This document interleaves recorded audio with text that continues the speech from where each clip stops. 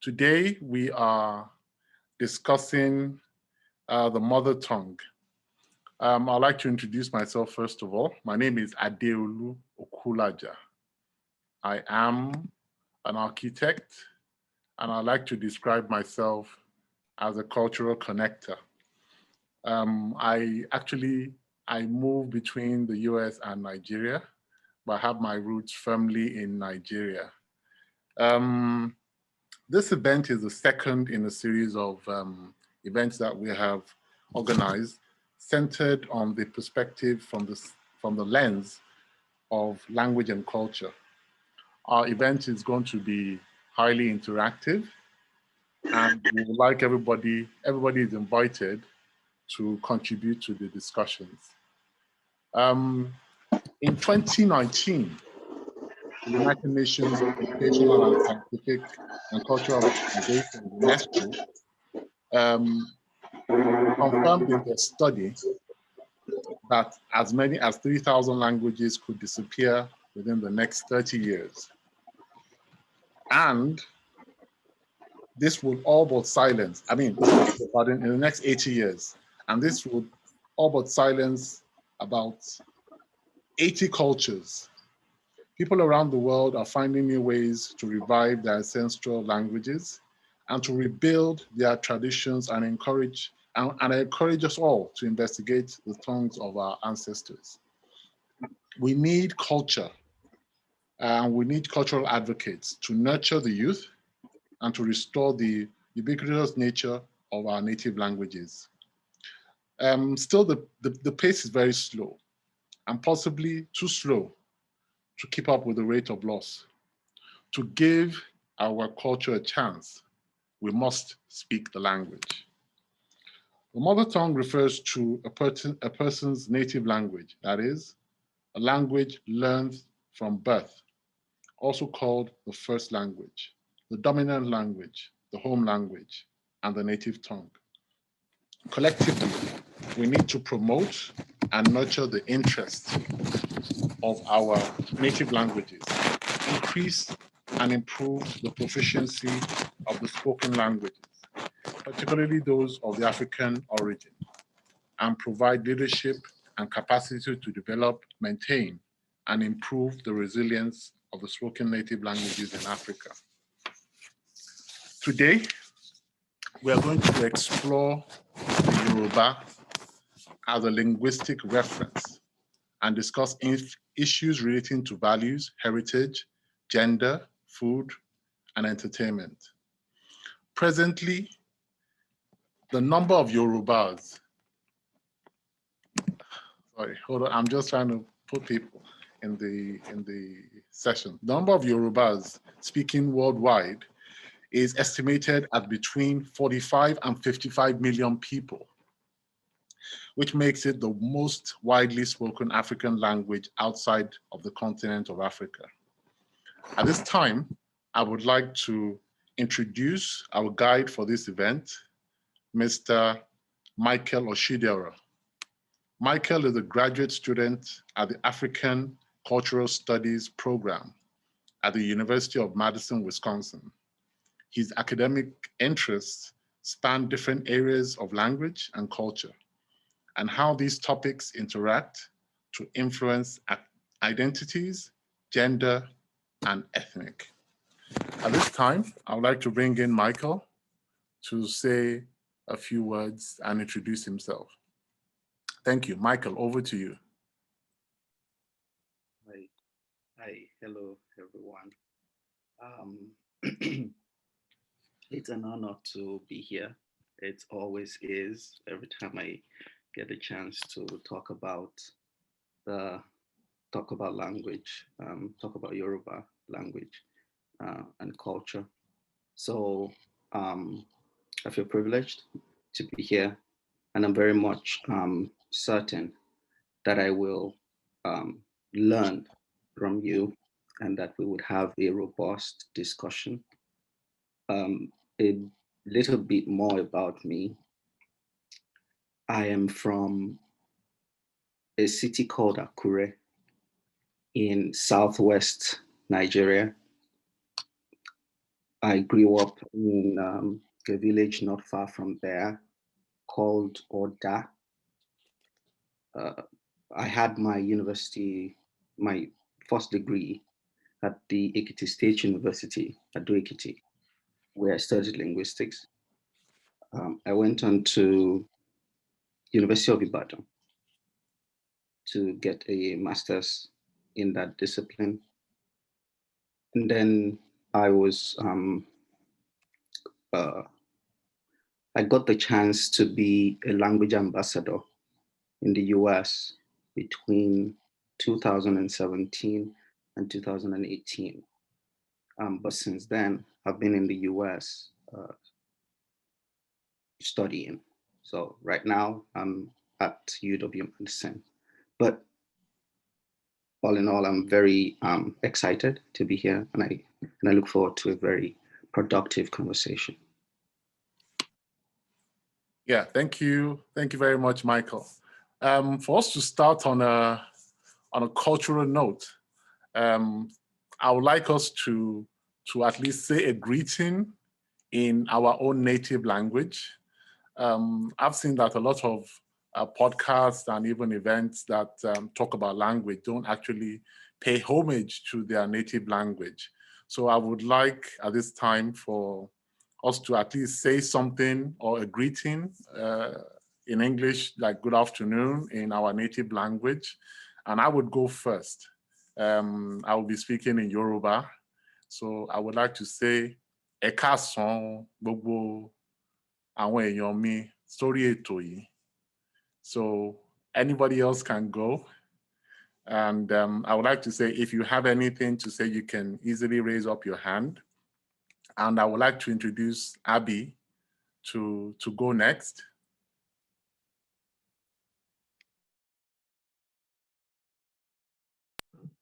Ẹ kálẹ́ o ẹ̀yin èèyàn mi because Adélàwà wà níbi tá a wà yìí. Okay, Michael. Ọ̀sán lèmi wà, ẹ káàsán o, níbi tẹ́ ti ń gbọ́ wa. Ṣé àlàáfíà ni? A kú dédé àsìkò. Okay. OC Cole.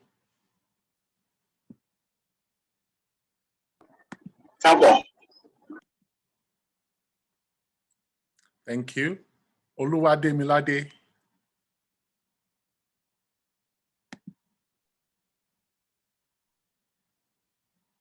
Is Oluwademilade there? Káàsán. Thank you. Terence.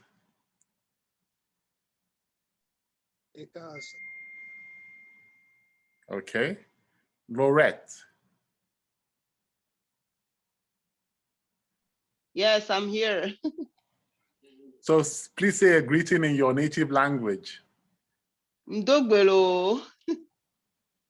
Thank you so much. The doctor's house. Ẹ káàsán. Thank you so much. Which means good afternoon. Thank you so much. At least we have some variations in the language of the day today. So I would like to start off with our discussions by delving into the meat of the matter. And this question I would address to Michael. And I mean, it's actually the essence of why we're here. What is the mother tongue? And what is your mother tongue? And how many languages do you speak? Okay, thank you. As we were going around, I noticed that there is someone who hasn't spoken if they want to. So maybe we should give them the chance. There's a person, Titi, if they want to. Yes, I wanted to say ẹ káàsán o gbogbo ilé ṣé dáadáa la wà. I'm speaking from Canada, so it's afternoon here. Well, thank you so much, Titi. Sorry for omitting you. I have my eyes on so many things. So, káàsán sí ètò wa yìí. So over to you, Michael. Okay, so thank you. Yeah, like you defined it, the mother tongue is broadly seen as the language a child grows up speaking from childhood. In that sense, my own mother tongue would be Yoruba. Um, yeah, how many languages do I speak? I just speak Yoruba and English.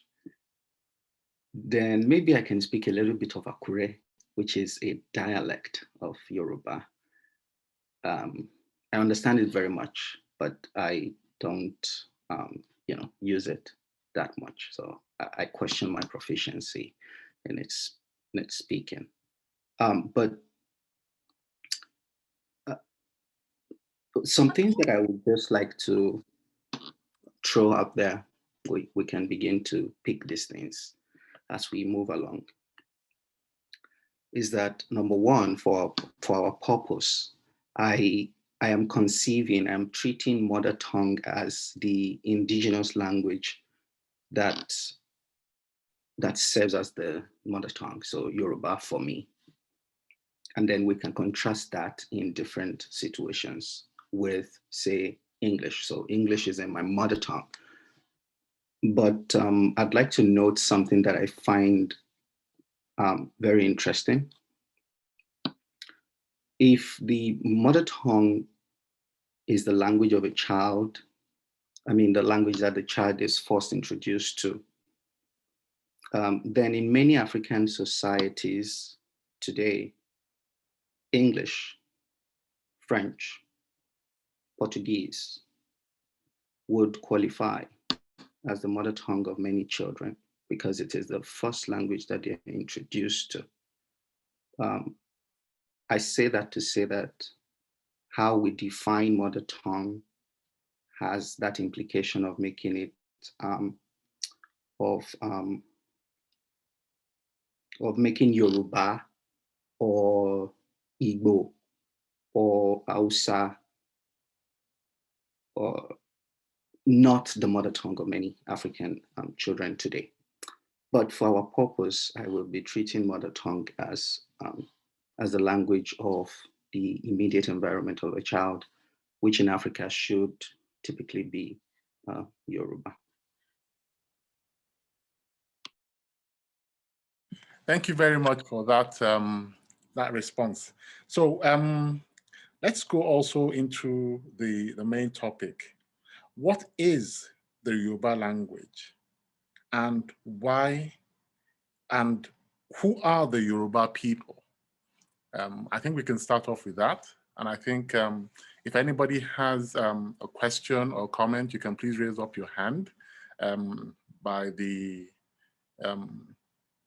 comment there, where you have the opportunity to raise your hand on the Zoom forum, so I could be able to, acknowledge you and present your questions to the forum.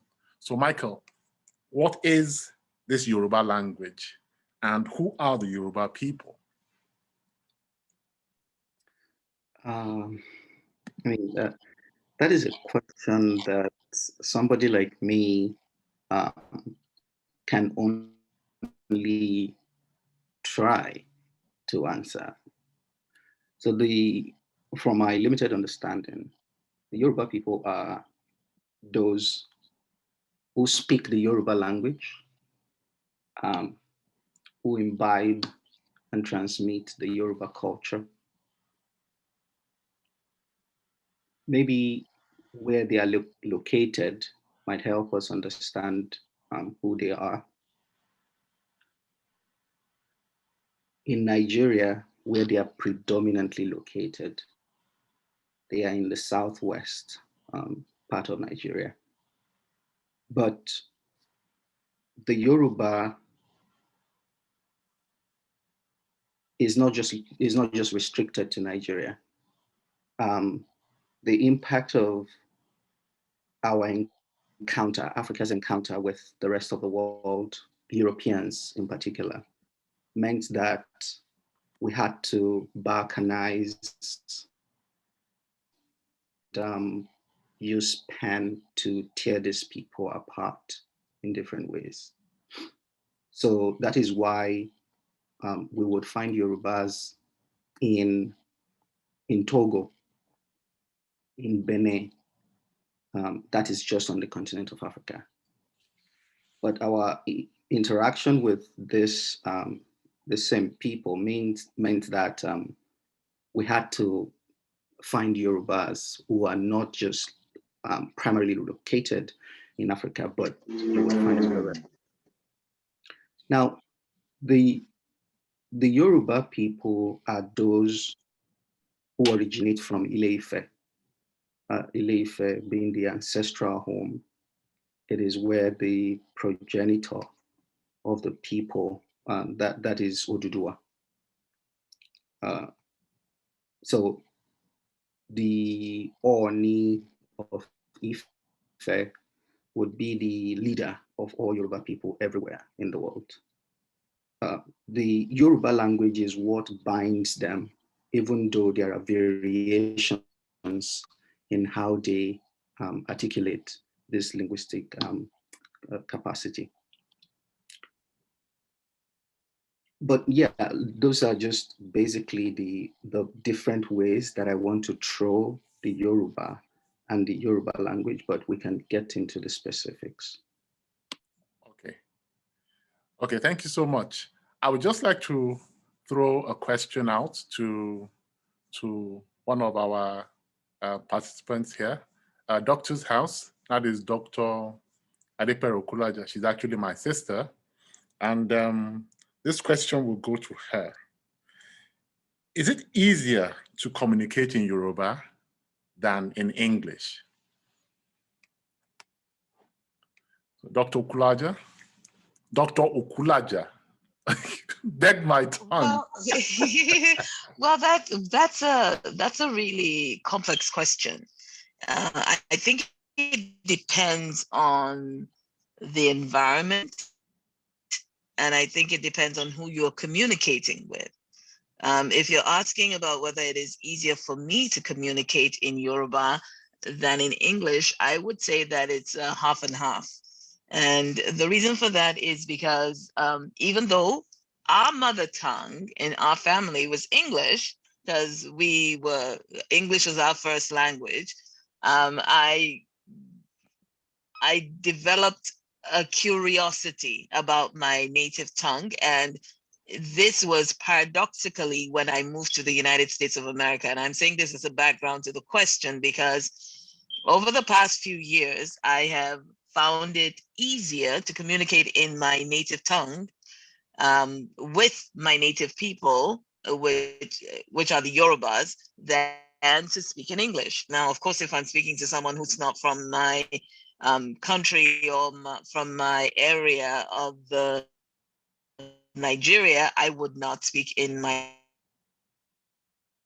extremely rude of me, but when communicating with my fellow Yoruba people, I do find it easier to communicate in Yoruba. And I find out that my proficiency has increased exponentially with practice and with also listening and watching media in Yoruba.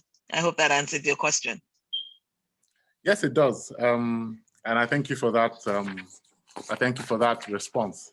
And I would like to throw this as an open question to everyone. And I think this would surprise most people on this forum now. The question is, can you send a message on Twitter in Yoruba? And if you have a response to that, you can share. Do you think you can share a message on Twitter as a social media forum in Yoruba at this time?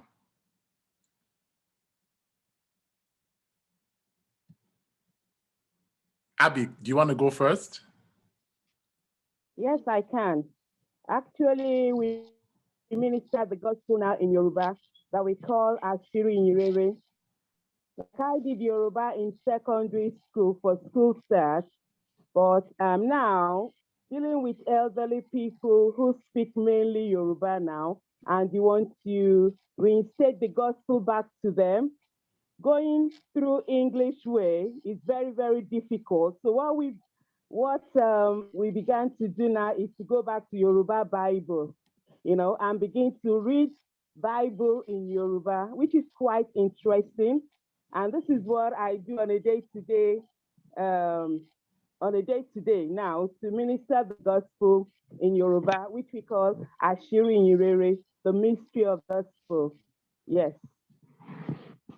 Okay, So I don't have a problem with that. Thank you for that.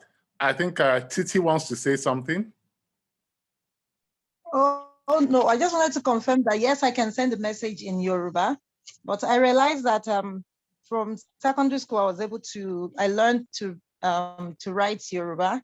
I found it easy to write, but speaking, I tend to slip back into English easily than and Yoruba. And over time, I realized I'm beginning to lose my vocabulary, which is one of the reasons why I'm trying to speak it more. And I think I like the idea of reading the Bible in Yoruba. That would help us, or watching Yoruba media. Okay, yeah, that is interesting. But actually, the thing is that you can actually send messages in the Yoruba language on Twitter. That's what I actually wanted to get out in the open there. Yeah. And I'm sorry just to say that. Yeah, Michael. Sorry, there is Terence in the chat who says they would like to say something. Okay. Yes, hello, greetings everyone. I'm an African from America who has fallen in love with African culture. Can you please speak up, Terence? Oh, okay, can you hear me? Yes, we can hear you now. Okay, sorry. I'm an African from America who has been in love with African cultures and food and languages for a long time. Specifically, I've always loved Yoruba. But I want to say something and get some feedback because I'm just concerned about what feedback you would have. Many times when I meet Nigerians, I've made the mistake, I would say, maybe, of greeting them in Yoruba, and they have gotten offended, some of them. So these were of course turned out to be non-Yoruba Nigerians. So I just wanted to know if someone can speak to that, because it was kind of a concern to me. Maybe I was being disrespectful. So I didn't know the other greetings in the other languages. So can someone say something on that? Okay, thank you so much for that. But first of all, Terence, I want you to actually. I'm so sorry, can I interrupt? There was a lot of interference when the question was being asked. Can that be repeated, please? You want me to repeat what I said? Yes, if you can repeat it, and then when you repeat, or before you repeat it, could you actually say the greeting that you mentioned that seemed offensive, so that we can. It wasn't necessarily the greeting. I mean, it was Yoruba, like, Bawani, Akasan, Akale, or something like this. Like, I've loved my Nigerian or Yoruba sisters and brothers for a long time. I'm excited when I meet and greet them someone from Nigeria. But I'm saying maybe I made a mistake that before, maybe it was my unintelligence or ignorance. When I greeted someone from Nigeria, I would do it in Yoruba many times. And some of them who were not Yoruba, they expressed some feeling about that, Okay. So I just wanted to get some feedback about this, Yeah. Okay, so I don't know if Mr. Diolu want to respond. Well, I would like to speak to that before I give Michael and maybe some other people to comment. I think looking at the context of what you presented now, the Yoruba language and culture has a very high insistence on respect And I don't know the person, the age of the persons that you were trying to communicate with. But if it were an older person, and I'm sure that you're a man, if you were to greet a man, I don't know the context where that greeting was, you would actually have to either do a full portrait, depending on the age and the relationship to you, or you could do a half portrait, which is actually accepted right now. And you don't typically extend your hand like a European. You have to at least bow your head, and you don't mention the person's name directly. You would have some sort of reverence to the person. And even looking directly in the eye of the person, I'm not sure whether that is, but I think it might have to do with the way, the attitude of approach. And I think for me, that might be the main thing, because what you said, So- Bawoni is also a bit of a slang. Some No, older Yoruba people would take offense to that. That I means, think you're misunderstanding my point. My point is the people, the Nigerians that I was speaking to were not Yoruba. oh, they were So not Yoruba. Yeah, so they would chastise me and say, you know, Yoruba is not the only language in Nigeria, and they Okay. say that that's not their language. But see, I didn't know. Okay. You see, so I was just trying to be, friendly, trying to be a brother, trying to connect, but they had some feelings about some of them and about me greeting them in Yoruba, and they would correct me. This is what I'm saying. So Okay. I understand that, but I just wanted to get some feeling and feedback if I could. Okay. Just before I let Michael speak on that, I would like to have Dr. Okulaja talk about that before Michael would say something on that. Thank you. See, Nigeria is a very complex nation. It's very simple, but very complex. The national language, as we all know, is English. The national official language is English. But we have three major languages. We have about 50 dialects per language in an area, and we have over 150 dialects. Correct me if I'm wrong, Michael. You're going to be the authority on this in Nigeria. So even if I were to address someone who's from Nigeria and I am unsure as to what their ethnicity is, since we're talking about mother tongue, there's another mother tongue that has become like widespread, and we can call it our Nigerian patois.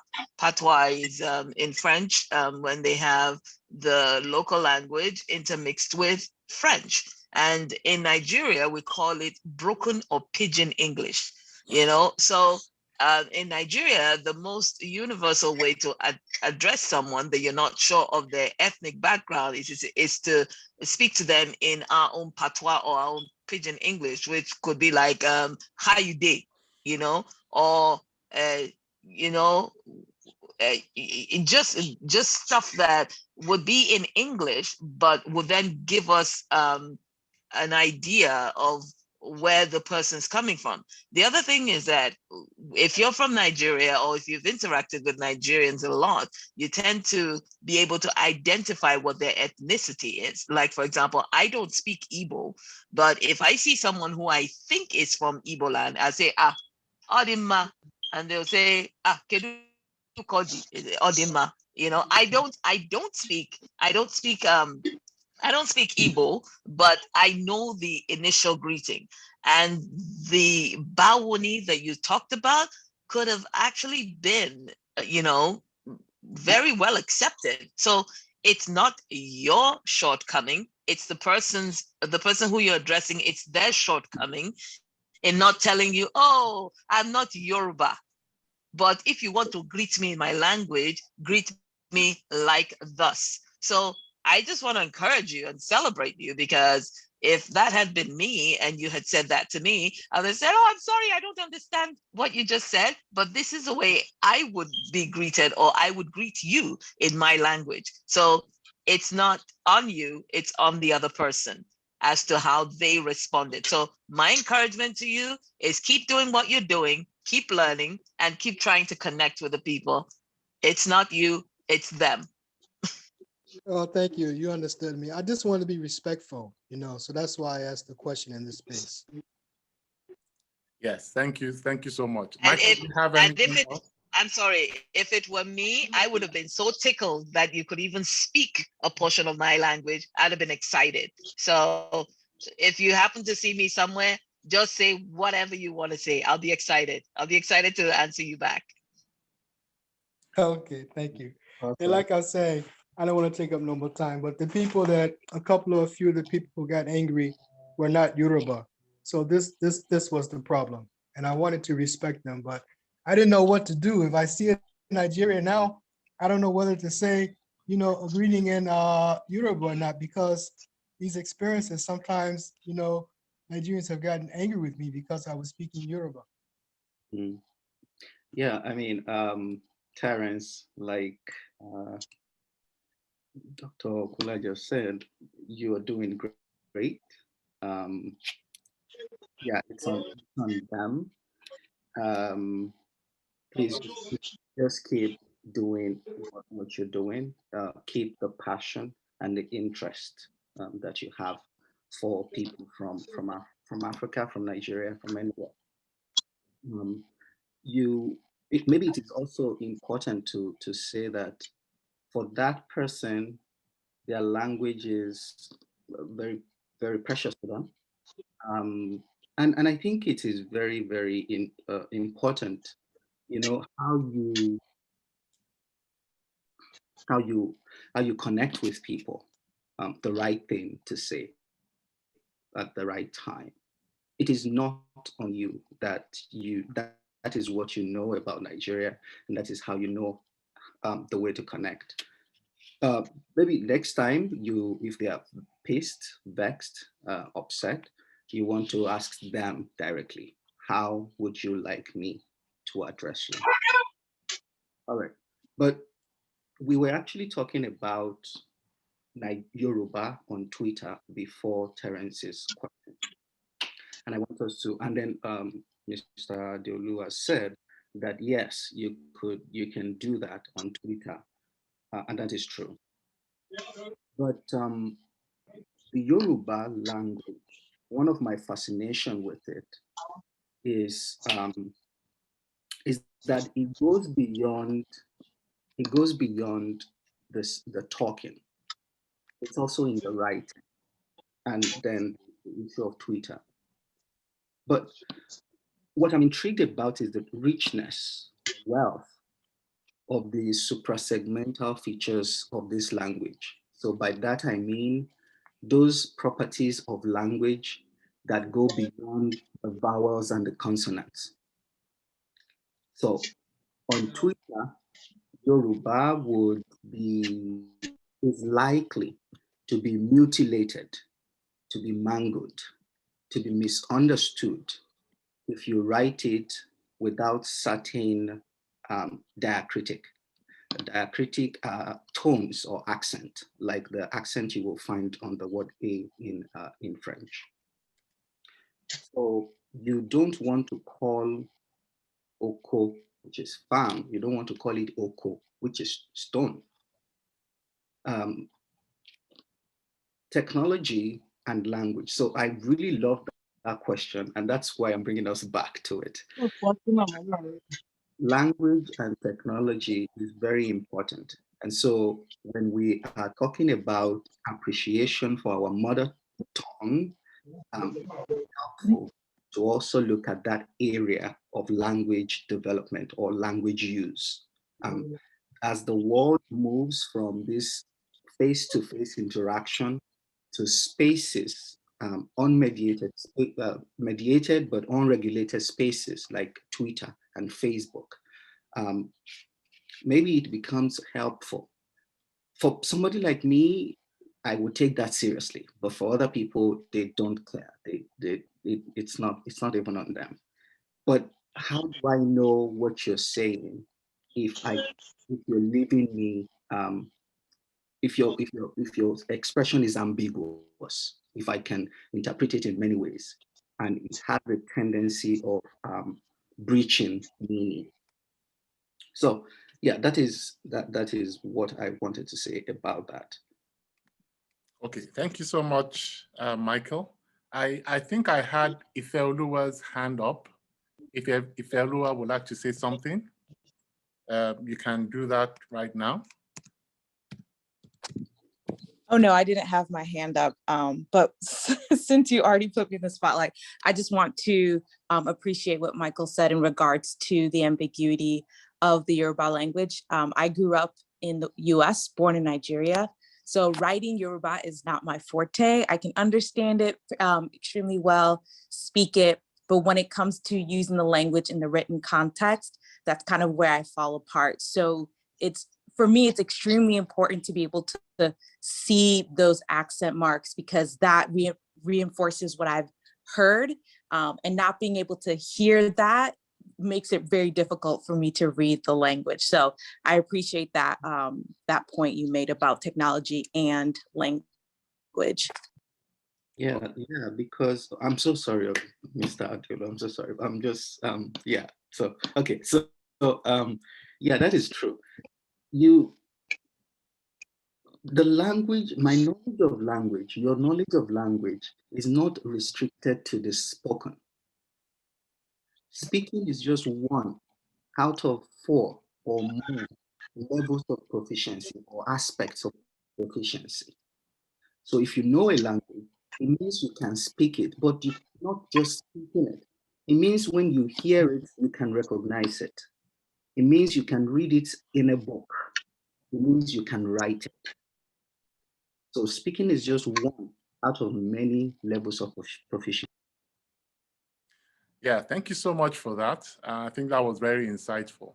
But I'd like to even go further on Ifeoluwa's comment that for me, when people even say, Shogbo Yoruba, Yoruba is, first of all, a language that you hear. So when people ask you, they don't ask you, can you speak Yoruba? Like, show they saw Yoruba. Most Yoruba people don't say that. They first of all say, Shogbo Yoruba. So the first point or the first fact is that, do you understand what is said to you when you are spoken to? And I think I would like to go on to the next or the next comment from my point of view. And I think this is something that everybody would want to, chip into. What do you guys feel about code switching? And is code switching acceptable in Yoruba? And to sort of go on a tangent to that, I would even appreciate that if I'm traveling locally in Nigeria, like the safety briefing should be said in Yoruba, because you can be in a place of danger or in a position of danger. I would appreciate if you actually tell me Yoruba, this is how it is, because you have some instances where you have to do something and you're thinking about the word in English and then you just blurt it out in Yoruba and the person says, yes, I got it. Why didn't you say that initially? So, when you're trying to express yourself, the innate connection you have with your native language actually just jumps out to you. So, I mean, would you say code switching is acceptable in the Yoruba language? And I know that a lot of people use code switching here, even in the US. They're saying something in English and then they just branch out to Yoruba and then they come back in English. Some people find it offensive. Some people find it a bit elating. I mean, what does the house think?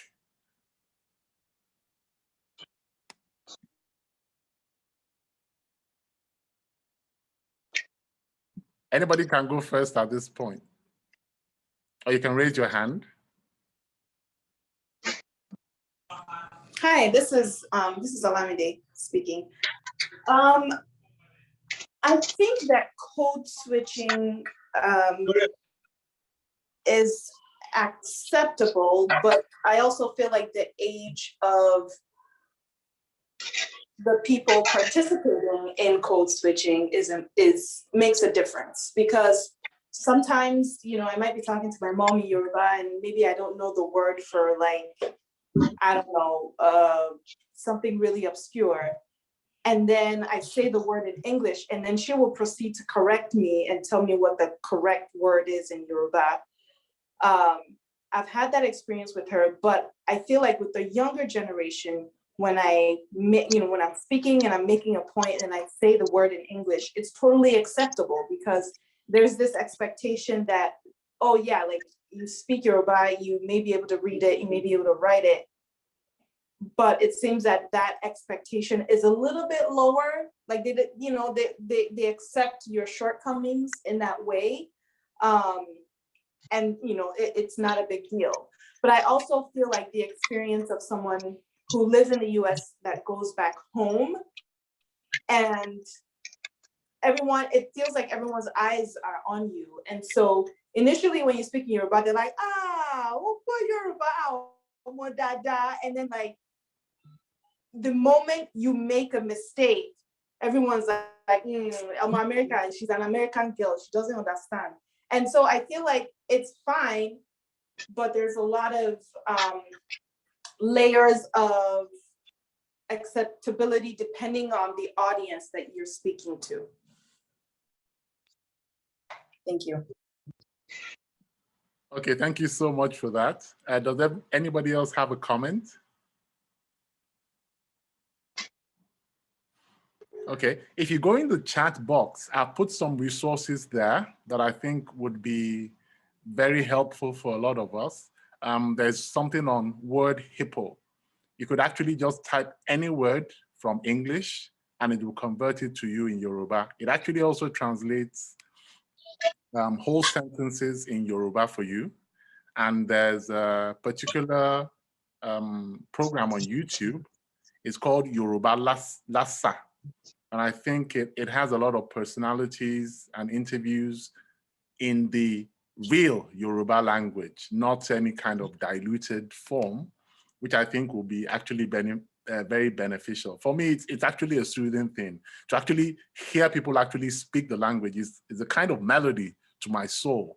And from time to time, I like to just listen to what the Yoruba language actually seems like, particularly when I'm outside Nigeria. It's very soothing. And it also brings to the fore that in fact, the Yoruba language is actually dying, is dying a slow death. I don't know how many of of the people here who have children, how many of our children can actually speak Yoruba, maybe as good as us or even better than us. So I think that is a worrying statistic. And I don't know whether anybody would like to speak to that fact. Yeah. Well, if I can say something, I've lived in the United States for 26 years, 26 years going on 27 years. And when I came to the United States of America, I was actually more English than Yoruba. I was actually very British. I was brought up British, and I spoke British, and we have somebody who's British on the line. So I spoke like this when I first came to America. And over the years, I changed. But recently, I'm going home. And I'm finding out I do videos every week on YouTube and not YouTube, Facebook and Instagram occasionally. And I code switch. I don't really take into consideration who's listening to me, but this is how I speak on social media now. I want to identify with the accent from my language. And sometimes I will speak Yoruba. And, and recently I started some projects that I didn't even know that I had it in me to bring out a melody in Yoruba. And I guess maybe I don't want to give anything away, but I'm doing a lot of composing and I'm coming up with Yoruba words from my childhood. And so to say that Yoruba is a dying language, as with all ethnic languages, maybe to be stating a truth, but also there are nuances to it, that there are pockets of awakening that are emerging all over the place, because we are now realizing the richness of heritage. And I'm grateful for my African American brother. I don't even know what the politically correct term to use now. I'm grateful for, the comment that you brought, because when I first came to America, it was, oh, are you from Africa? And I'm like, yes, but Africa has north, south, east, and west. And even in the west, there's this and that. But now, even from people, Caucasians, Black people, white people, anywhere, they're asking me, oh, you're from Africa. What part of Africa are you from? And then they say specifically, are you from Lagos? And I get surprised so many times when people are getting to know more.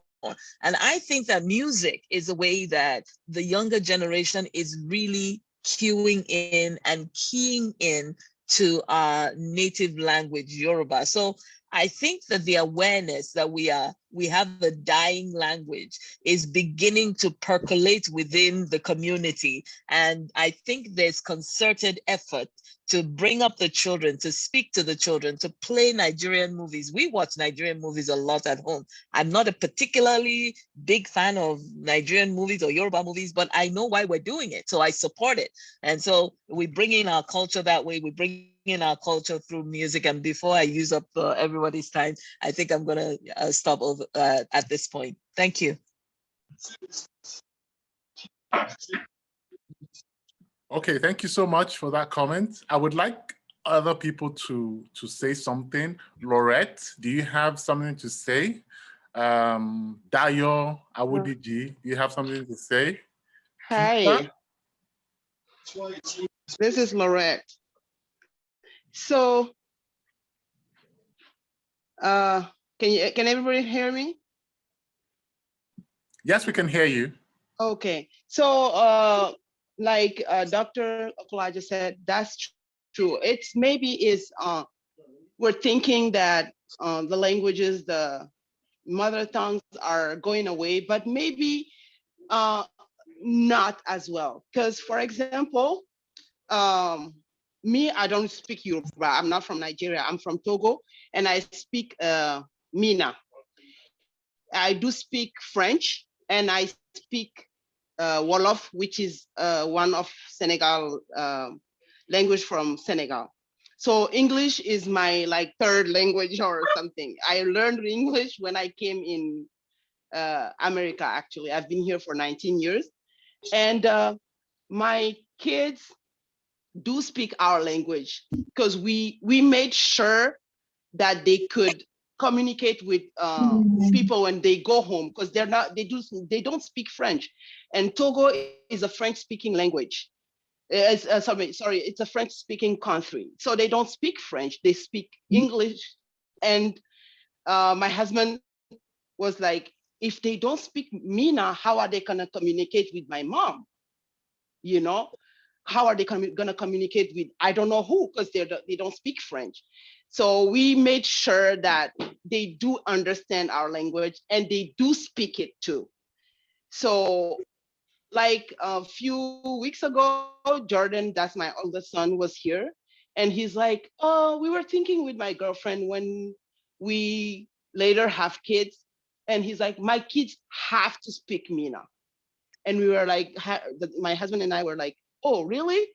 And how are you gonna do that? It's like, Mom, well, we decided she will speak English because she's from here.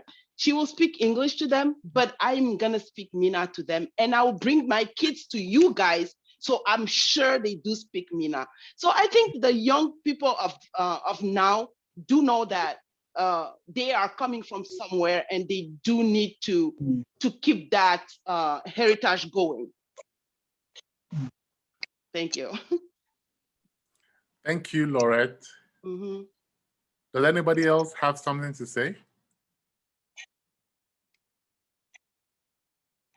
Abimbola, do you have something? Yeah, I think my observation actually is you find children growing up even back home in Nigeria that have not been abroad. They don't even speak the language. They speak English. And you ask them, can't you speak Yoruba? They will tell you, but I can only saw. You know, I can hear, but I can't speak it. And you're wondering, even you're in the midst of people that speak this language, they're not even outside the country. So if such kids now go outside the country, what happens? They will definitely forget everything about their mother tongue. And just like Dr. Okula just said, it's the same thing with my daughter. She's picking up a lot of languages in Yoruba, and she's singing it, and she's saying, you know, she was even saying something to me this afternoon. I say, what are you trying to say? And she was trying to remember, how did that musician pronounce the thing? I said, you better listen properly before you start saying, you know, rubbish. But she was able to pick something up. You know, after saying it, I could pick up what she was trying to say. So just like we've been saying, our kids here abroad, who are born abroad and bred here, are working so hard to pick up our native language. But the people back home are working so hard to pick up the Western tonation and language, you know, such an irony. So that's just my comment. So much. Thank you so much. At this point, since we've talked a bit on, we're going a bit into what people hear on TV or entertainment, I'd like us to just take a few minutes to listen to a musical rendition in Yoruba and in some part in English by Dr. Okulaja. This is something that just came out on the 14th of February this year. And please listen and enjoy. While you listen, you can quickly grab a snack, go to the toilet, or if you need to do anything, and enjoy this rendition in a few minutes. So I would have it play.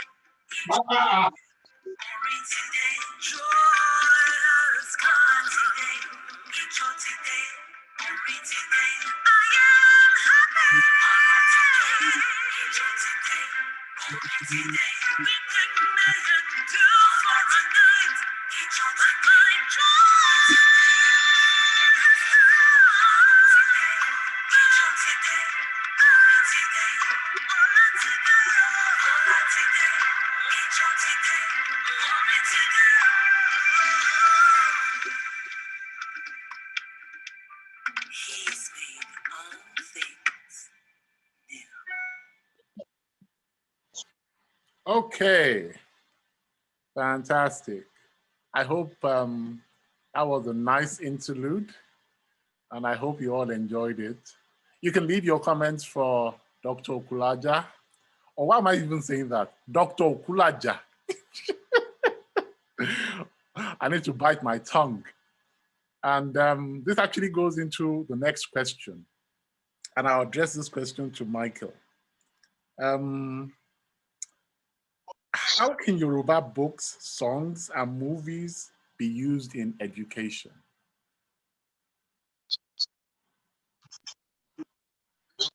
Um, the the first thing that jumps to my mind is policy. We can't hear you, Michael. Can you?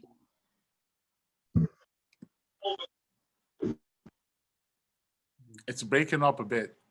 Maybe. Can you hear me? We can hear you now. Okay.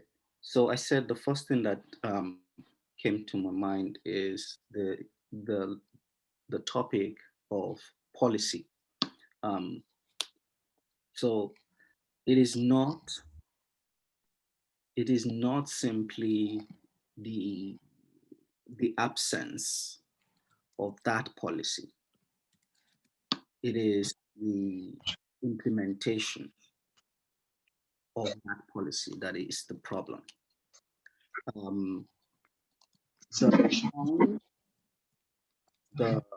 body of literature, that exists in Nigeria, in various parts of Africa, are enough to give us they are enough to give everyone or every of our languages the kind of recognition that they deserve. I would really benefit if everyone is muted. I am distracted by the noise. Okay, so yeah, but I wanted to maybe that would lead me back to this question, make me circle back. The idea of language and endangerment. The dynamics around language endangerment, I think, are twofold. So to measure if a language is endangered, we might have to consider two things: the number of people who speak a language, who identify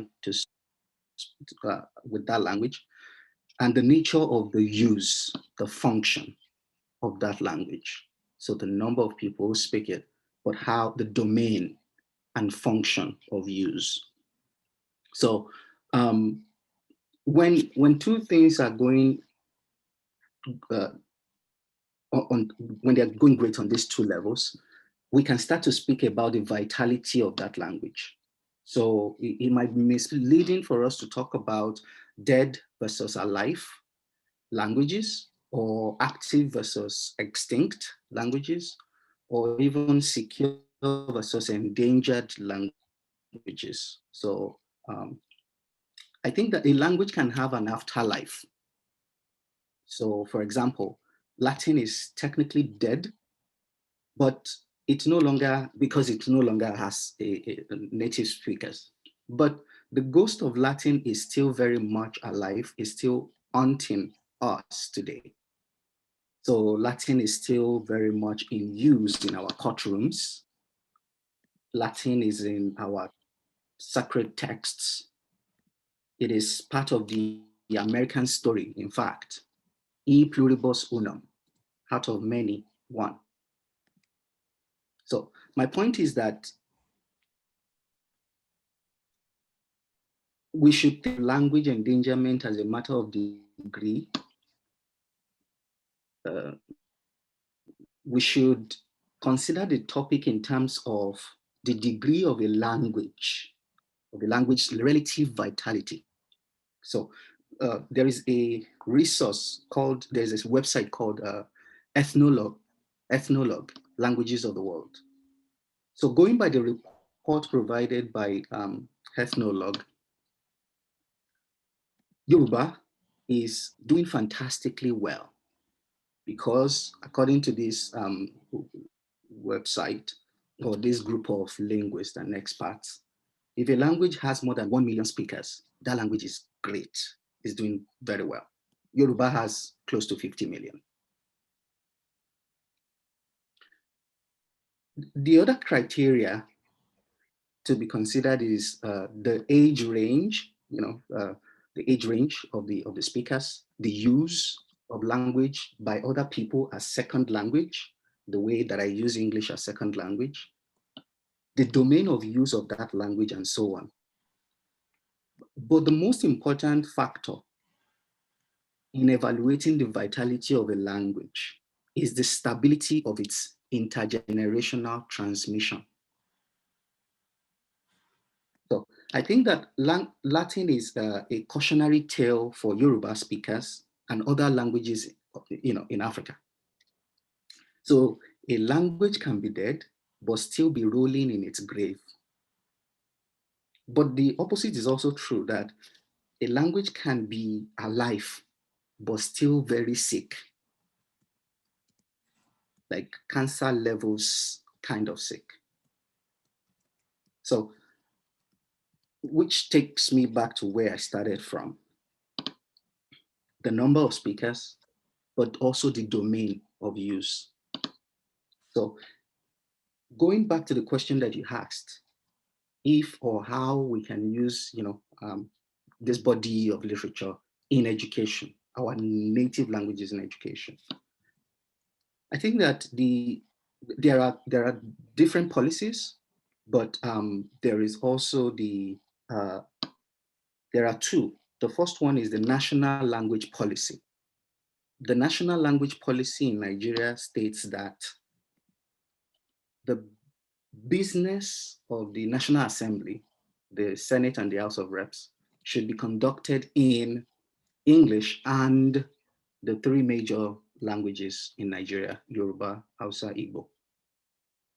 If you have been watching if you have been following the politics of Nigeria, you've watched the session, the plenary sessions in those two houses, you would agree that there is no mention of either Yoruba,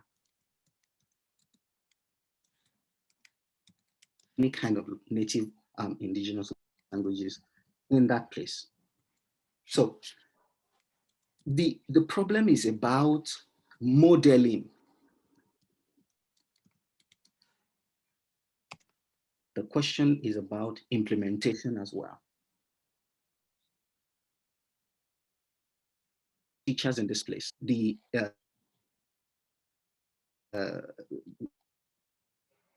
curriculum is their responsibility to inject this body of literature into their curriculum. Because, and of course, we have to understand the complexity of Nigeria, that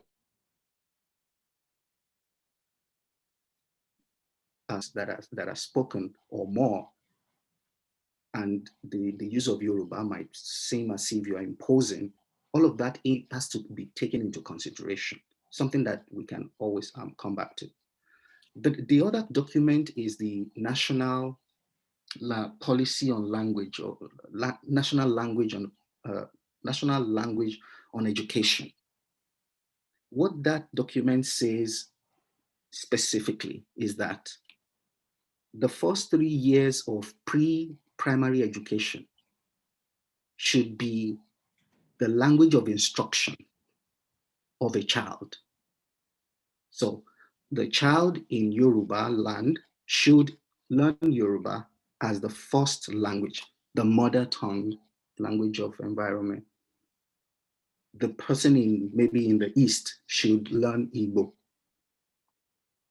So these things are in the books. It is just a matter of putting them into practice. Thank you, Michael. But you know, you've said a lot. That is in the context of Nigeria. I think a lot of us also would like to understand how that could also apply in the diaspora outside Nigeria. I know that there are a lot of stumbling blocks politically to implement those native tongue direct instruction, like you said, in schools. But I think that would be for another discussion outside this forum. But I would like to ask Peter to say something. He raised his hand. Peter, please go ahead. Okay, hope you can hear me. Can you hear me? Yes, we can hear you. Please go ahead. Okay, perfect. Thank you for the conversation everyone's having. I'm actually from Uganda, East Africa, but this was sent to me because of my interest in native languages, and really applaud you all for being able to get together and discuss this in different contexts. So Michael, you brought up you're talking about language endangerment, and you bring up policy as kind of some solutions. My work is a lot in software and in trying to help persons that are not native English speakers understand healthcare in their own language. I wonder what experience or what thoughts or comments you might have on the push from kind of the private industry perspective in having our languages displayed and used for communication to our different peoples. So I see, for example, there are tools that companies like Microsoft puts out, and they translate them to be able to be developed and worked on with in maybe Spanish or in various Indian languages. Not so the case in African countries. And I think that is a huge economic incentive and way for actual employment for our people, because if a person in the village can understand how to manipulate a tool in their language, you don't have to funnel them through this whole English education system and put standards on them to have to be able to speak properly, so on and so forth. Because I believe talent is universal, opportunity is not, right? So any thoughts? And I look forward to probably connecting with any of you all that might be interested in really creating platforms that really present to our individual native speakers in their spoken language, and become us being able to be funneled that way. Thank you. Excellent. Thank you, Peter, and thank you for the work that you do. Yeah, I think that technology, if we go here and if we go everywhere looking for solutions, the solution will not be in one place. The solution is going to be in different, multiple sources. And I think that technology provides that veritable way out to the language problem in Africa. The language problem, very, very closely related to national development. Okay, so language as a tool for national development. And I think that it is often overlooked. It also, you can see this in our attitude to areas such as the humanities versus STEM. So the connection is important, the synergy. between these different fields. Now, to your question about, and I think that they are doing something similar in Kenya with I think there's an app called M-Pesa or something, where they're using the technology to solve financial solutions in terms of transacting business using mobile apps. That is a way forward. What you are saying, if I am not misreading you, is that there is that opportunity for us to harness the power that technology gives to us because it is a democratized space.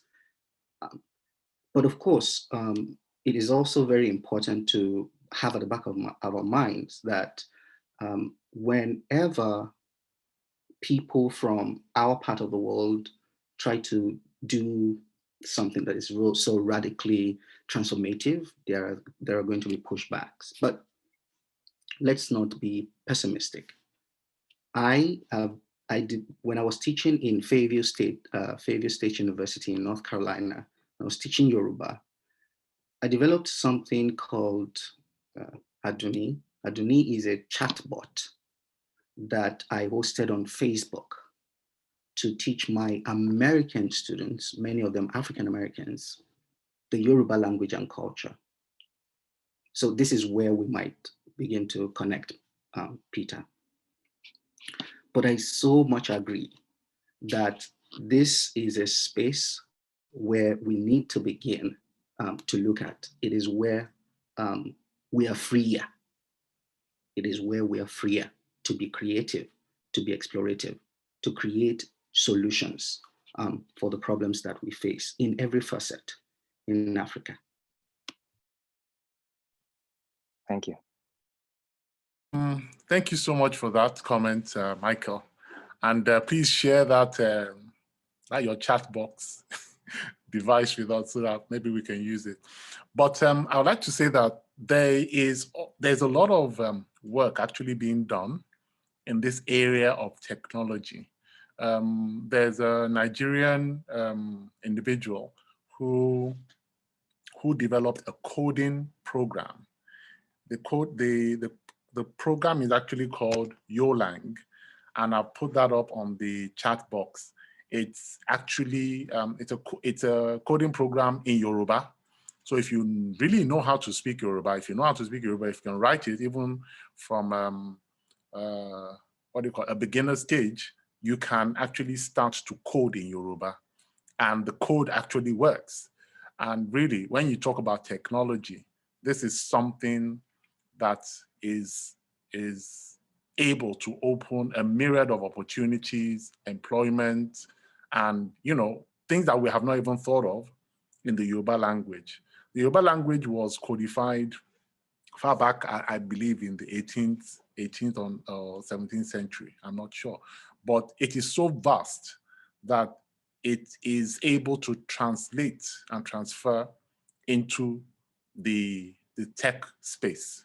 And you can look at that coding or that language as something like Java. It's like a JavaScript. So why can't we, as Yoruba people or people of Yoruba ethnicity, start to work on this? There's no reason why we cannot have multiple ways of accessing technology locally or otherwise.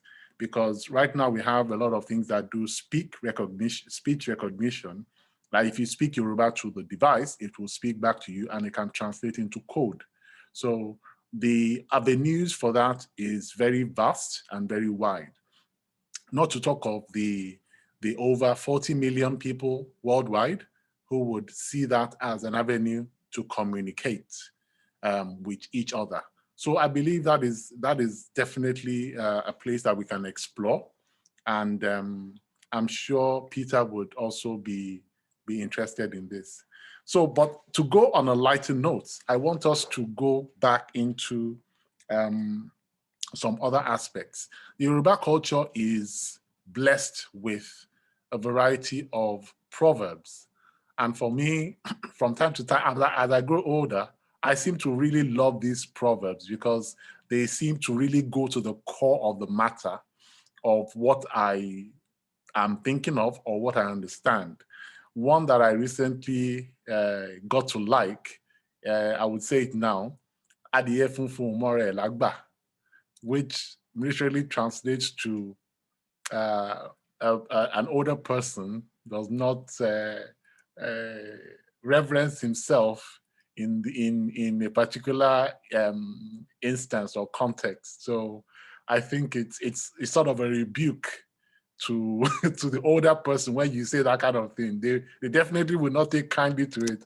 But I think it speaks really to the nature and to the depth of communication that the language has. So I want to challenge anybody here. If you know any Yoruba proverb, please let us hear what you've got to say. Let us see whether you can actually speak it. Because like I said, to keep our culture alive or to give our culture a chance, you have to speak the language. So I will call on Titi to, if she can, say a Yoruba proverb or any proverb of her liking, and we'll move forward from there. I think I can remember Bami Nomo Miko Denu Olomo. What does that mean, please? Okay, as in if I spank somebody else's child, it's not the parent is not really going to appreciate it. They would rather discipline their own child. But you know, sometimes other people will discipline your child, and it's not really that the parents are how can I put it now? The parents are happy about that. They would rather do it by themselves, not you disciplining their child. I don't know if you get the meaning. Yeah, we get it. So Peter, you have your hand raised. Yes, I had my hand raised, and this is my last interaction. But I liked what you said about the proverbs. Again, I'm not from Nigeria, but my dad is from a part of Uganda, and he wrote a book of several hundred proverbs in that dialect. And what I did is I started to write them out on Facebook, and with my interpretation, and then inviting people, whether from my dialect, my language, to respond. And you get the interaction even from English speakers. So I'd encourage you, if you have those proverbs, socialize that, and you'll be amazed at what people gain from that. And part of my impetus for doing that was I was taking a graduate level class, and the professor, not in any mean way, said that other languages were not advanced to express things in scientific terms, right? And that sparked in me initially a frustration, but then I thought it is really because we have not put it out there. But if you think about it, our languages are the ones which determine what types of foods we eat to stay healthy. So there is a lot of science in language, and my impetus for doing that is starting to bring up some of those things and what they actually translate to in our present world. So just putting that out there as an encouragement. If you have those proverbs in Yoruba, you should get that opportunity, get them out there, and get that feedback. I think it'll be good for your audience. If I can just butt in before Peter just leaves us, give us that one of the many proverbs, and then tell us what it means. You can contextualize them. Okay, give me 1 second. I have to jump to.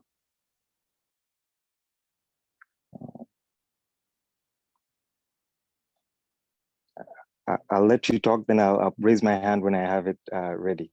Cool. Okay, no problem. I think Ifelua has her hand up. So Ifelua, you can go ahead. Thank you. I don't have a proverb, so I don't want to move us forward quite yet. But it is to the point Peter brought up in regards to the place of our native languages in the spaces of technology. I am a Spanish teacher, and so when I introduce my students to words such as meme, which is a very new, well, describe, the use of picture or feeling.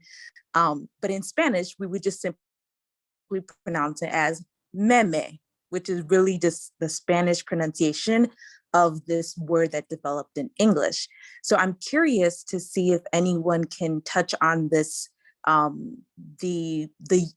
native languages and how they reflect the changes in technology. I know the coding link that you posted, I just looked at it very quickly, and it was giving Yoruba words of, coding language. So I thought that was fascinating, but I'm curious if there's any other study or other thoughts about how we can use the native languages to, describe things that we use in technology today. Okay, thank you so much for that. As far as I know, and I'm not sure. Michael can also weigh in on this.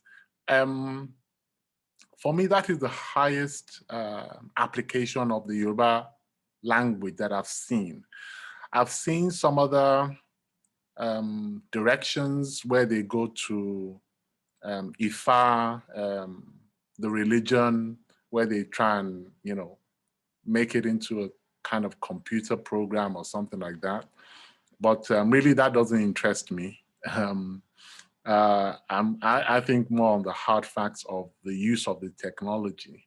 For me, I think if we do have some sort of tech, like you talk about the memes and all the other aspects, it will be useful so that we can actually design games, we can do movies, and we can do other things with tech.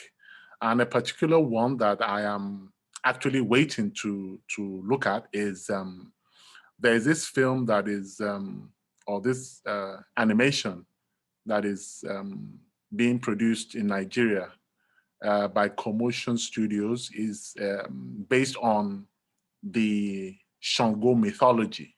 It's called Day of Thunder or something like that, something of thunder. It's actually very, very interesting. It actually rivals what you would call the Avengers and all this other superheroes. And if I may sort of deflect a bit, there's kind of a lot of whispers around the myth of the Thor in the Avengers series. It is actually whispered that Thor was actually, or Thor is a modern day version of Shango, which is the god of thunder in the Yoruba mythology. So basically, they just took our mythology with all the richness that comes with it and gave it blonde hair and blue eyes, and they got Thor.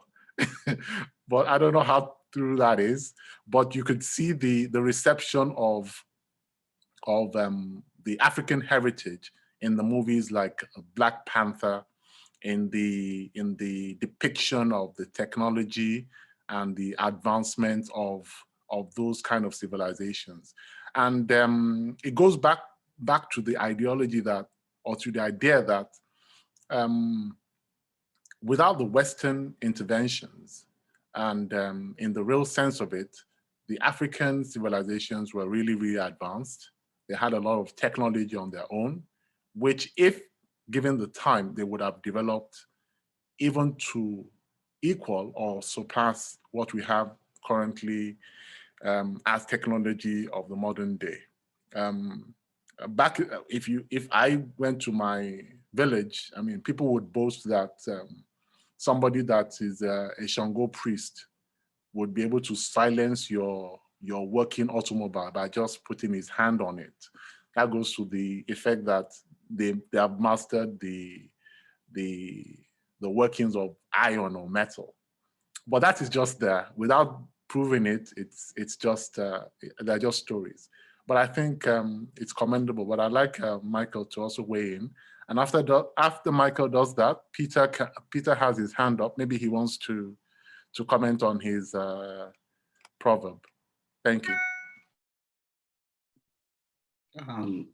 Peter, you can just go ahead so that we don't. Okay. Let me just share that proverb, and I'll say it in this language, and maybe you can see if there's any Bantu inflection that you can take from it. Ataidukira vyaida tafumba tamkaide. Literally, what this means is one who does not remember their past or past moments will not embrace an older person. And the moral is, I thought, really apt for this conversation. If we don't think about the past and our forefathers, how they developed and the language brought them to where they are, we do not embrace that culture. So that's excerpt from there. So thanks. Powerful. Thank you. Yeah.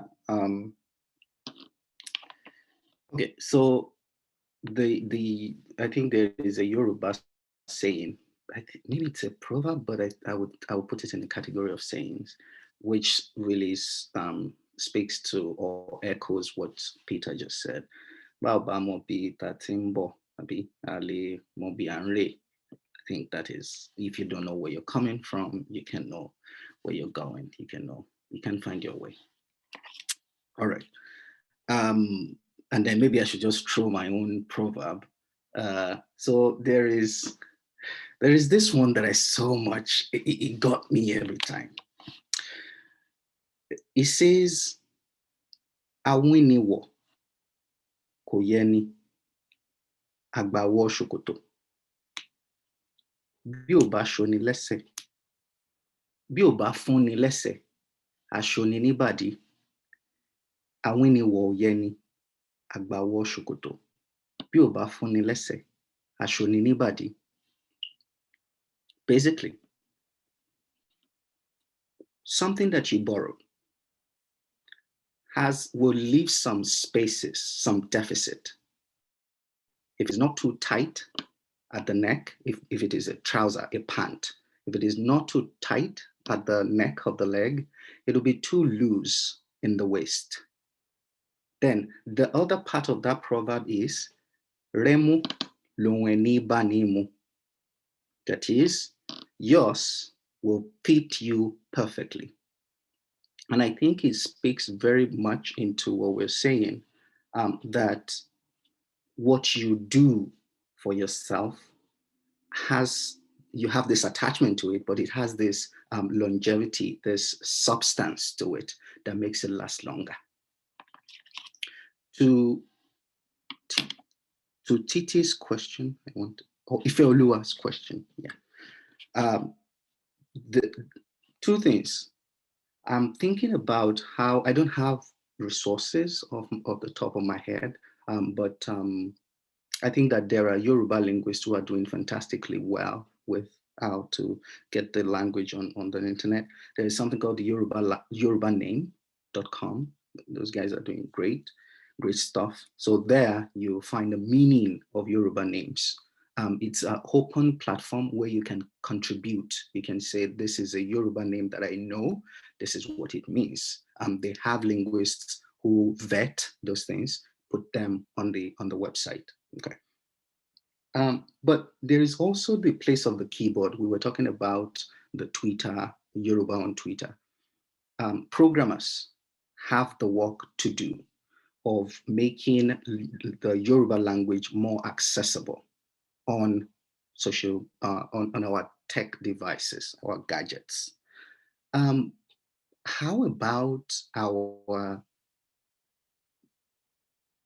tech language experts appropriate Google Map, okay, when we get there, to let Google or the voice that comes from maybe Siri say those things to us when we are in our local domains. This is another possibility.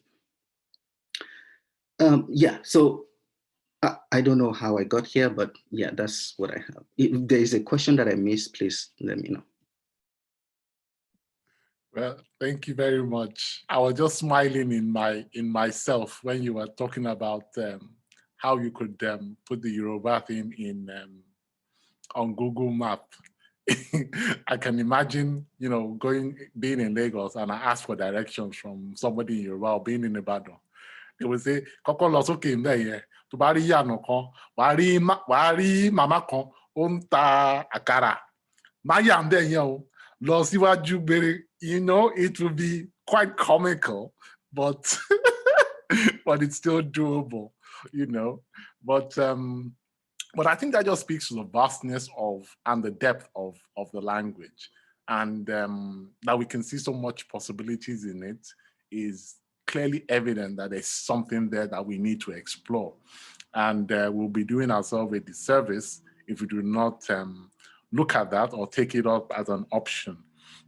So I would just like to, talk about something that really also interested me some time ago in my research.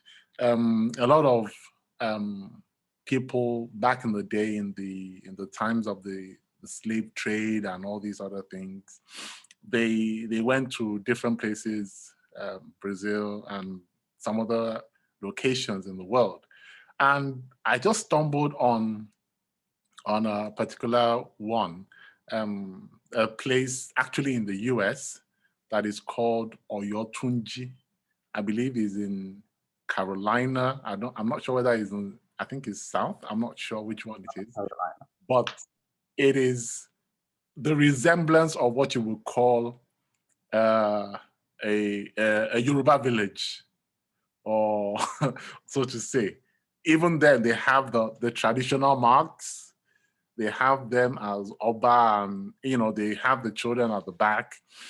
But it just shows us that the depth of what we're losing, and the acceptance that other people who sort of have lost their identity are trying to reclaim it, in trying to reflect it in the way they act, the way they dress, and the other things that they do in their life. This also brings me to the fact that even in places like Jamaica, they have actual places named after specific places in Nigeria, like there's Abeokuta in Jamaica. I don't know whether other people have other places like that in other parts of the world that they know. Maybe they could share with us on this platform. That would be quite interesting to note. So I don't know whether Ifeoluwa has something, or OC Cole, Yone Cole. Well, I actually have a question. It's not in response to what you just asked, but related to the previous comment that was made about when we might translate Google Maps to do things in Yoruba. And I was looking for Michael's thoughts on this. And certainly from a language point of view, one of the things that I was thinking that made language persist is when it's done in context. So if we think about Google Maps and related things, it really came about because of the way that, for example, the United States system or the road system is set up. Right? We have everything in grids. And so you have Google Maps can tell you like north, east, west, left, and right. And that has a context for the people who live here. Now, I'm sort of curious as to what your thoughts might be if instead of translating directions into Yoruba, saying left, right, what have you, would it be a more powerful way to preserve language if there was a more contextual way for the language itself, or for directions itself to be expressed in that language, not necessarily translating it from how the West gives directions? Does that make sense? Powerful, powerful. And hi, good to hear your voice. Okay, so absolutely. I think that adaptation is the word here. The fact that we can take this idea, we can take this thing and make it our own. We are not dispensing with the English way or the American, the Western way of doing it. And we're just trying to make it our own. I think that is one way that we can approach that. And what you mentioned also reminds me of there is an hypothesis, there's something called the Sapir-Whorf hypothesis. So these are two people, Sapir and Whorf, Benjamin Whorf, this language researchers who said the language you speak has an influence on how you think, how you orient yourself, how you make sense of the world. And I think this is very powerful to what you just mentioned. That would come in handy if the language in which we are transmitting to, that we are going to, the language that we're transmitting to does the language have the same way that the English would orient themselves in terms of space and time? In the Yoruba language and their way of thinking, there is the Oke, there is the Isale, there is the Iwaju, there is the Enyi, which map to what you would call the 4 cardinal points. Okay, so, and there is of course the Gusu, Ariwa, Ila Oorun, Iwo Oorun. These are words that can substitute for north, south, east, and west. So if the language we are working with has not exactly the same idea, it makes our job easier. If it doesn't, it makes it fascinating. It makes it more interesting. And I definitely agree with you that it is helpful to adapt these ideas to local realities. And I think we can take that into some other contexts. So when we,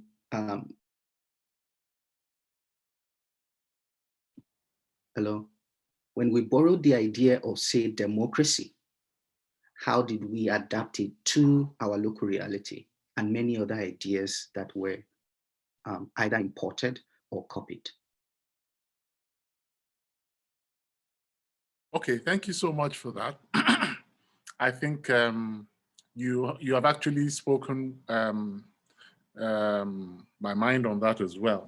But I also want us to delve deeper in that aspect that you hinted on, in problem solving in languages.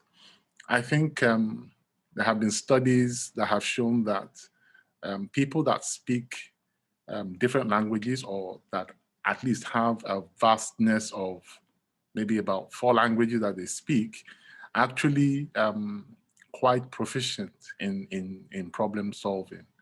And I think also that there are some things that you cannot actually say in Yoruba that you can easily say that I cannot say in English, that I can actually say in Yoruba or in another language.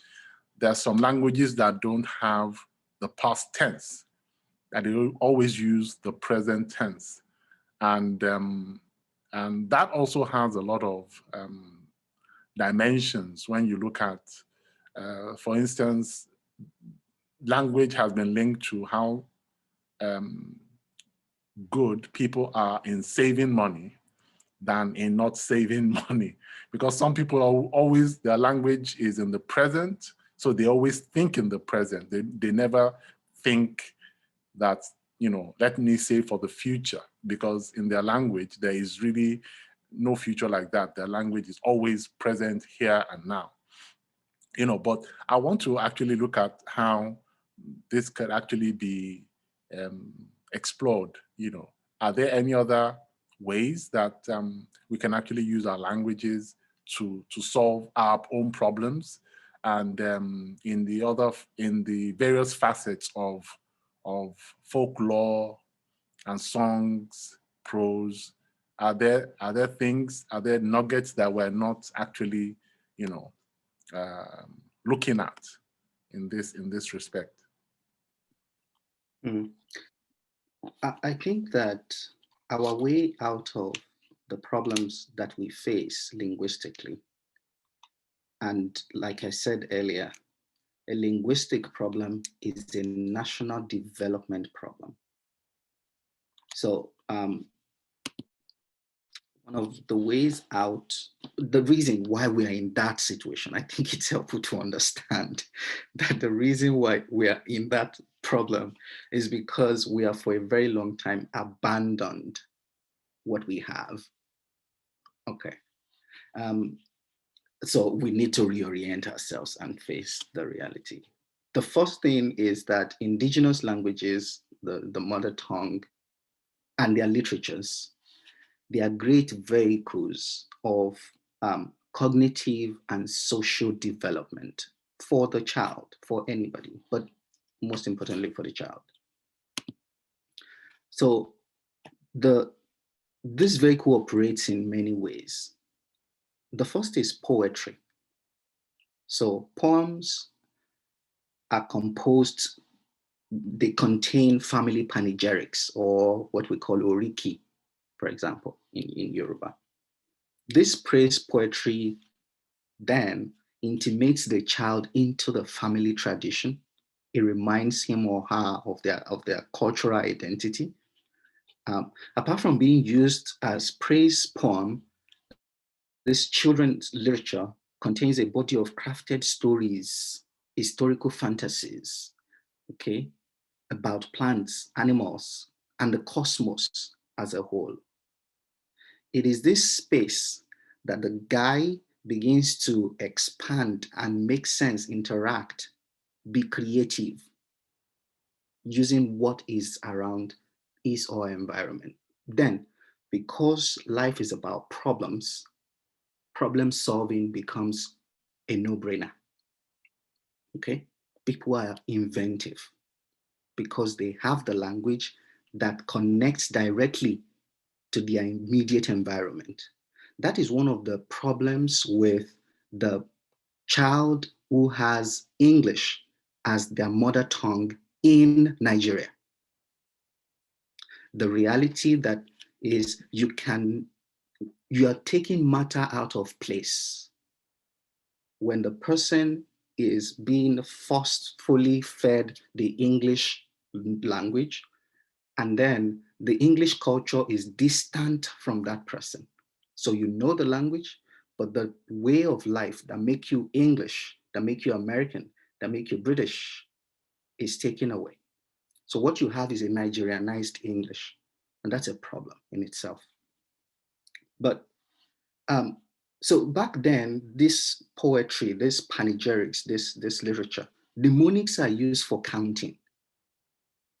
And I think this is important because I have interacted with Chinese friends who say to me that they were taught mathematics in Chinese, that Chinese was used as the language of instruction for mathematics. In that sense, there is this connection. If language is cognitively a mechanism, okay, that your mother tongue is a mechanism for which you make sense of the world around you, and then you're using that language to learn this idea, and then you're able to use what you know to solve problems around you. The sky is your starting point. That is why in China, they are very crafty. They are very innovative.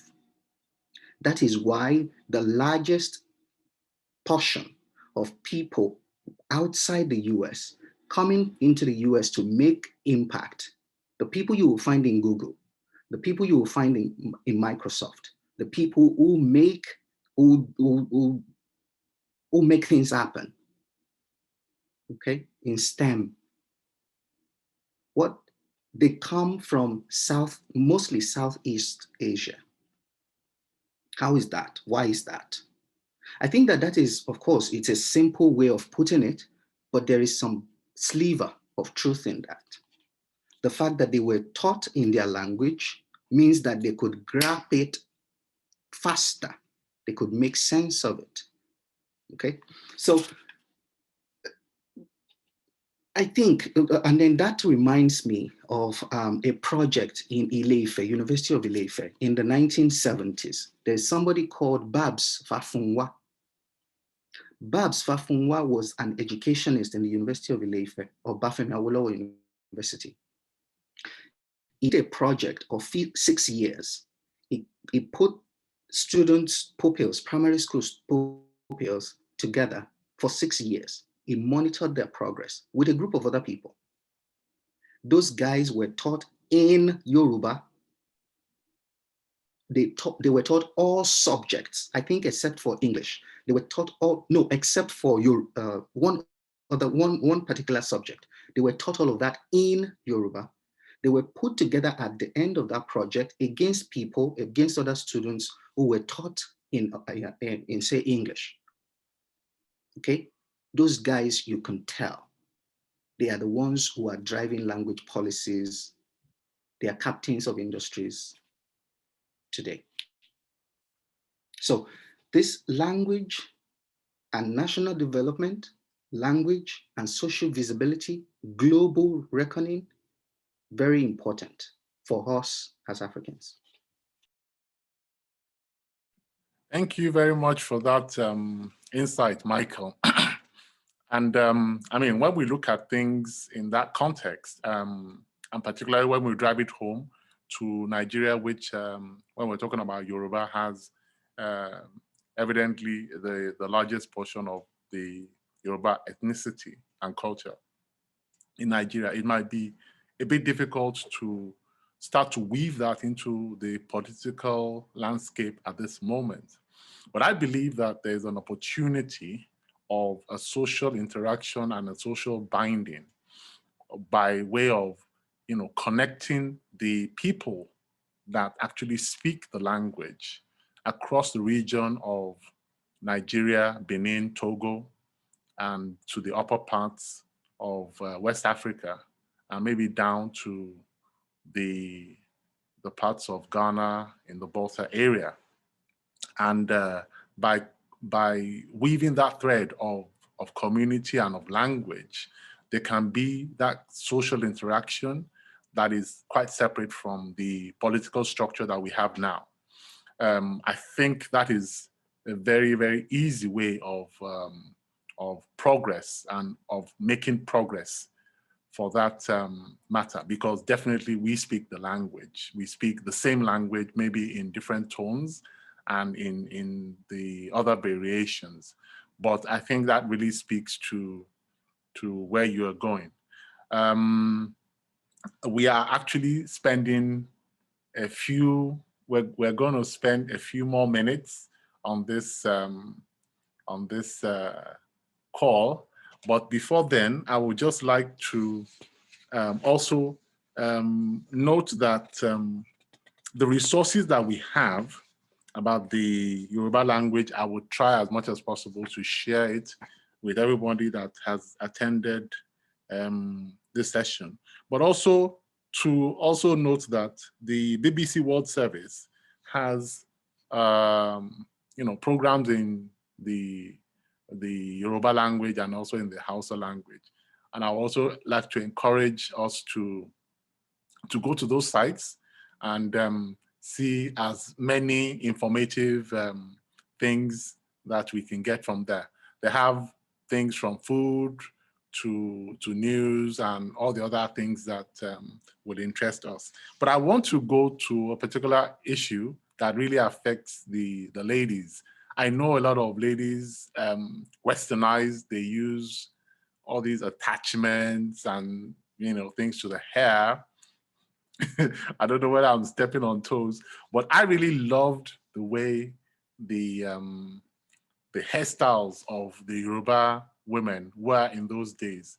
You hear the shuku, and the all sorts of all sorts of things. I as an architect, I'm very fascinated by that, and I want to just even understand that why are those styles dying out, and why aren't we as the natives using it more? Because I see a lot of these hairstyles in the movie, in the movies, in the fashion world, and even in music videos of Beyonce and the rest. They just go back to our history, flip a few books, and they create those things and they put it in their musical videos, and we don't get any credit for it. And they say they developed it. Like somebody said they developed Bantu hairstyle. I don't understand what that means. And that was really natively African. So I want the ladies to actually educate me on this. Why is this so?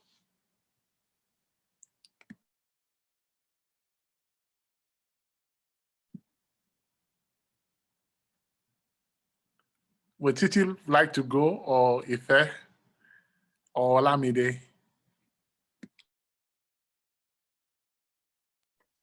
Um, Hello. I can't necessarily speak to just the larger movement or what may be generally happening. But I know for sure that there's we are now embracing natural styles a lot more. And so when I grew up, relaxers were a big thing. Even from age of 6, I was receiving relaxers to straighten my hair. But now that we're moving back to this, women are embracing their natural hair textures, natural hairstyles. I would say that it is, I don't know exactly why that's happening, but that might reflect why, we see Beyonce with braids and, her sister with Bantu knots and, styles in magazines and on models that reflect our culture. But yeah, I can't speak for everyone, but I do think that there is this movement to return back to natural hairstyles and natural hair textures. Yeah, and I want to add to that because I feel like music, African music, Nigerian music, Afro pop has really made Africa cool again. And I think because of that, everyone's like, oh, what is this? Who is this song? Who sang this song? It's kind of opened up people's eyes to the possibilities that there are outside of the US. So yes, although there has been this general movement of going back to your natural hairstyle and doing all of that, I think too, the fact that a lot of these celebrities are starting to do it makes it more desirable.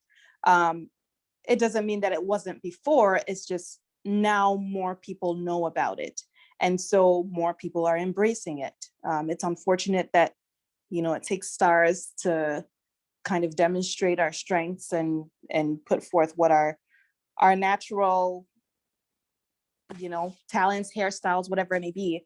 But I think too that the music has really impacted bringing out some cultures and some aspects of our cultures to the westernized society.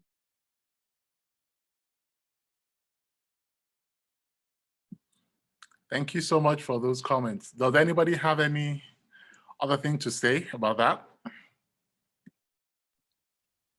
No, yes, I totally agree that these things have been around, and the the fact that a Beyonce uses that calls attention to it.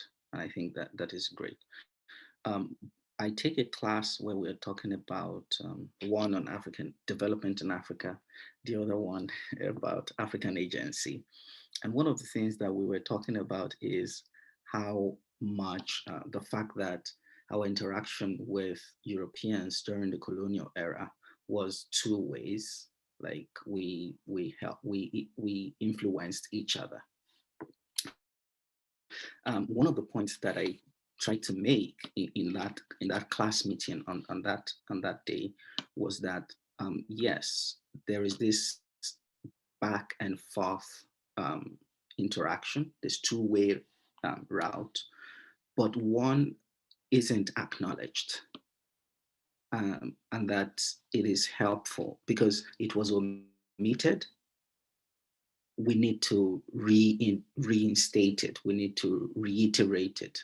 So notice how in Africa, or how we are framed as agrarian industries or agrarian people. Notice that they didn't tell us how much creative we were with sculpturing, with art. Okay, you are an architect. Okay, you know what it goes, how much goes into constructing. And many of the archival images that I see of women's hairstyle from every part of the world, there is one where Beyonce, I think Beyonce wears one that has this spiral, tall, long hair. That is a masterpiece of artwork. Okay, so the acknowledgement of the genius and geniuses of these Africans, okay, is key. And now that we have the chance to say that this is ours, I think we should just go for it. Yeah, I think you're absolutely right.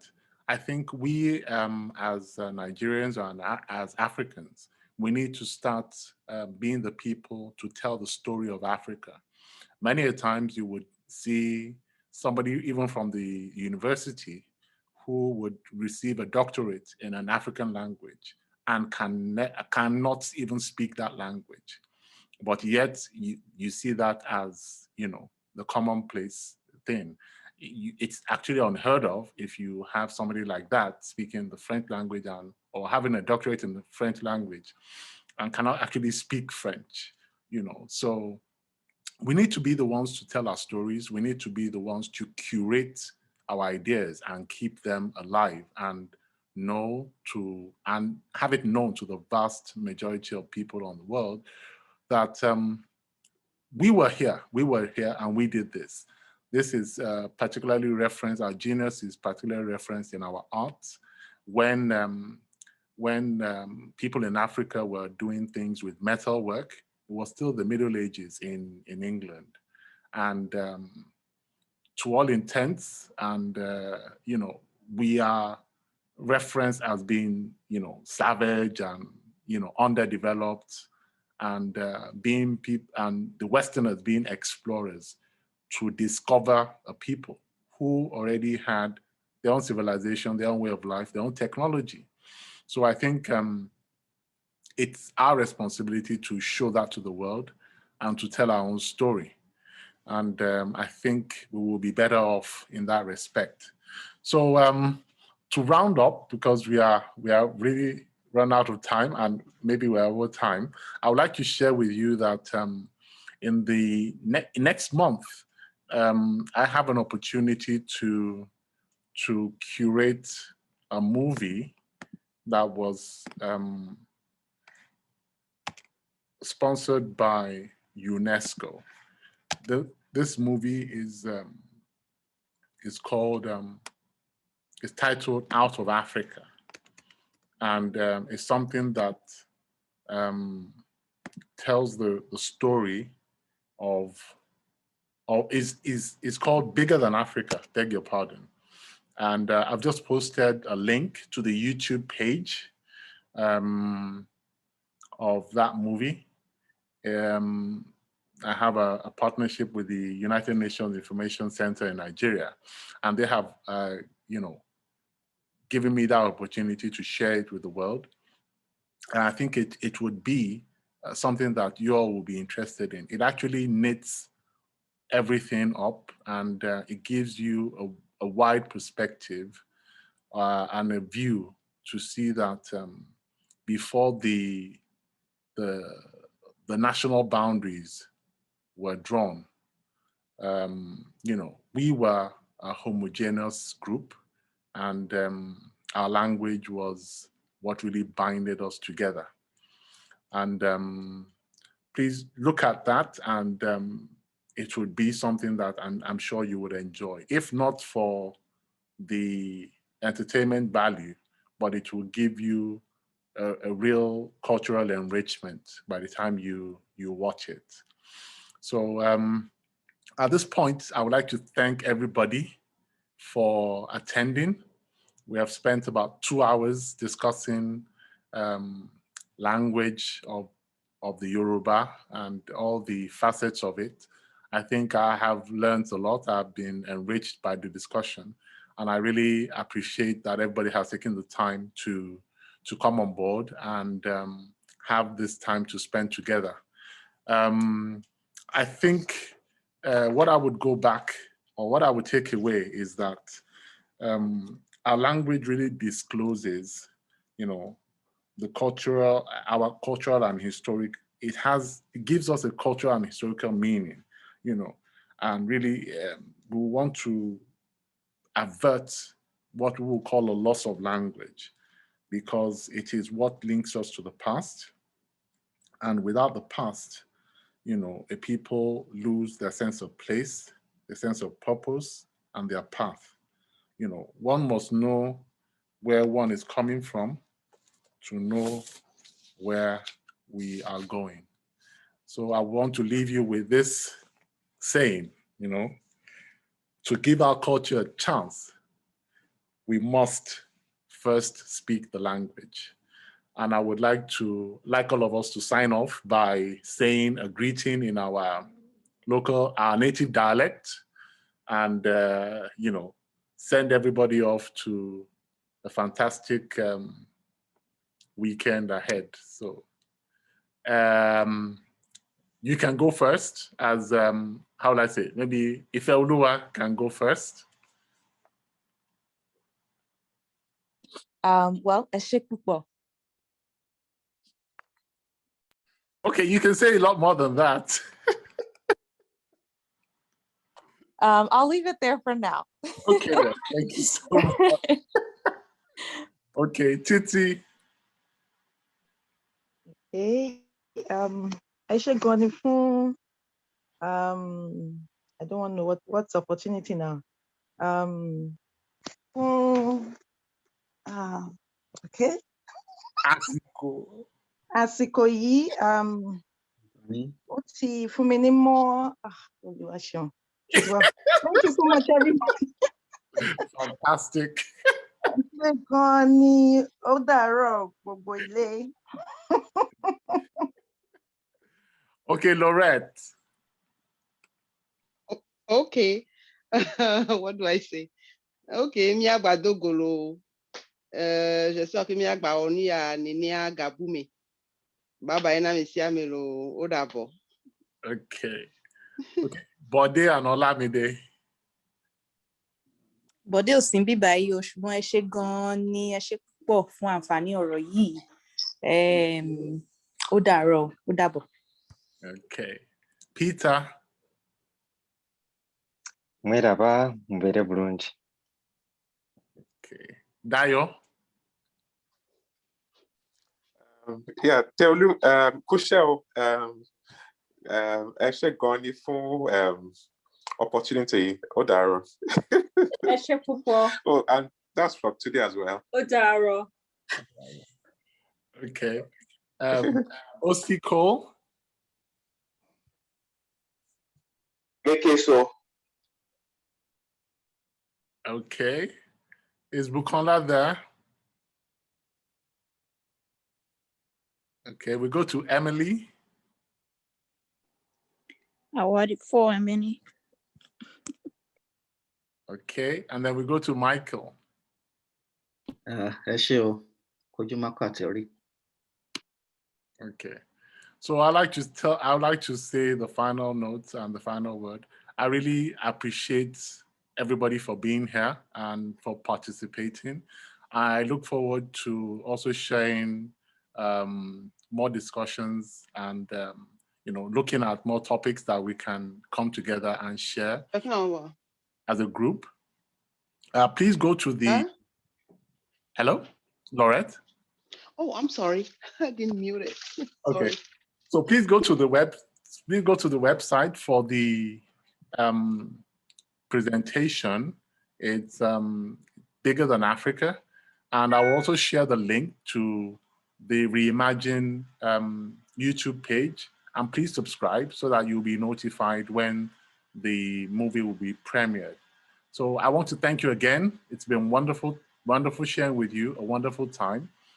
Please feel free to send me a message on anything that you would like to discuss or any comments on what we have discussed previously. And I will say, God bless you.